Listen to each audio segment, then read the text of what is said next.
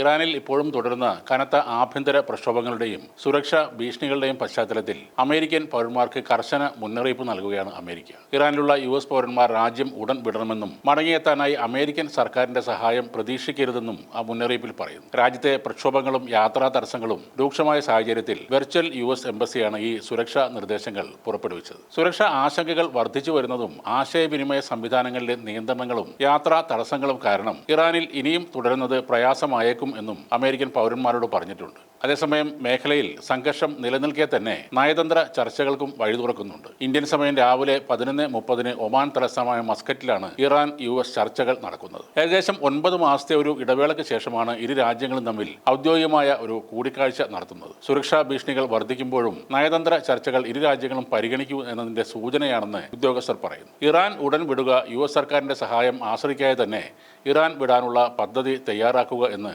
പുതിയ യാത്രാ നിർദ്ദേശത്തിൽ വ്യക്തമായി പറയുന്നുണ്ട്. ഔദ്യോഗികമായ ഒഴിപ്പിക്കൽ നടപടികൾക്ക് പരിമിതികളുണ്ടെന്ന് ബോധ്യമുള്ളതിനാൽ പൗരന്മാർ സ്വന്തം നിലക്ക് തന്നെ മടങ്ങാനുള്ള സംവിധാനം ഒരുക്കണമെന്നും അമേരിക്ക നിർദ്ദേശിക്കുന്നു. ഇറാനിലെ പ്രതിഷേധങ്ങൾ കാരണം കനത്ത സുരക്ഷാ നടപടികളാണ് ഭരണകൂടം സ്വീകരിച്ചിരിക്കുന്നത്. റോഡുകൾ അടച്ചതും പൊതുഗതാഗതം തടസ്സപ്പെട്ടതും ഇന്റർനെറ്റ് വിച്ഛേദിച്ചതും മൊബൈൽ ലാൻഡ് ലൈൻ നെറ്റ്വർക്കുകൾ തടസ്സപ്പെടുത്തിയതും പൗരന്മാരെ വലിയ രീതിയിൽ തന്നെ ബാധിക്കുന്നുണ്ട്. വിമാന കമ്പനികൾ സർവീസുകൾ വെട്ടിക്കുറക്കുകയോ റദ്ദാക്കുകയോ ചെയ്യുന്നത് യാത്രക്കാർക്ക് കൂടുതൽ പ്രശ്നങ്ങൾ സൃഷ്ടിക്കുകയാണ്. സുരക്ഷിതം ആണെങ്കിൽ തുർക്കിയിലേക്കോ അല്ലെങ്കിൽ അർമേനിയയിലേക്കോ കരമാർഗം മടങ്ങുന്ന കാര്യം പൗരന്മാർ ആലോചിക്കണം. പെട്ടെന്ന് ഇറാനിൽ നിന്നും മടങ്ങാൻ കഴിയാത്തവർ വീടുകളോ മറ്റ് സുരക്ഷിതമായ കെട്ടിടങ്ങളോ കണ്ടെത്തി അവിടെ കഴിയണമെന്നും ആവശ്യത്തിനുള്ള ഭക്ഷണം, വെള്ളം, മരുന്ന് എന്നിവ കരുതണമെന്നും അധികൃതർ അറിയിച്ചു. ഇന്റർനെറ്റ് ബ്ലാക്ക് ഔട്ട് തുടരാൻ സാധ്യതയുള്ളതിനാൽ കുടുംബാംഗങ്ങളുമായി ആശയവിനിമയം നടത്താൻ ബദൽ മാർഗങ്ങൾ കണ്ടെത്തണമെന്നും നിർദ്ദേശത്തിൽ പറയുന്നു.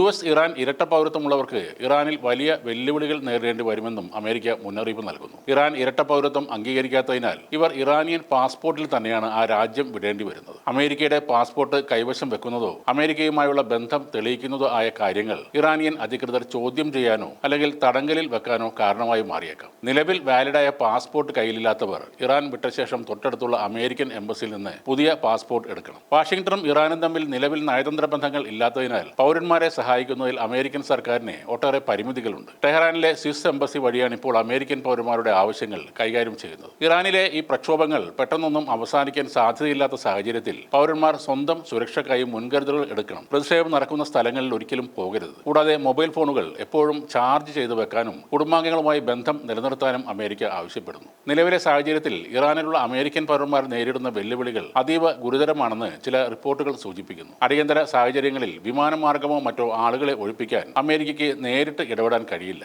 അതിനാൽ ലഭ്യമായ വാണിജ്യ വിമാനങ്ങൾ ഉപയോഗിച്ച് എത്രയും വേഗം രാജ്യം വിടാനാണ് നിർദ്ദേശം. ആഗോള രാഷ്ട്രീയ സാഹചര്യങ്ങൾ അനുദിനം മാറിക്കൊണ്ടിരിക്കുന്ന ഈ അവസരത്തിൽ ഇറാനിലെ ഓരോ നീക്കവും ലോകരാഷ്ട്രങ്ങൾ ഉറ്റുനോക്കുകയാണ്.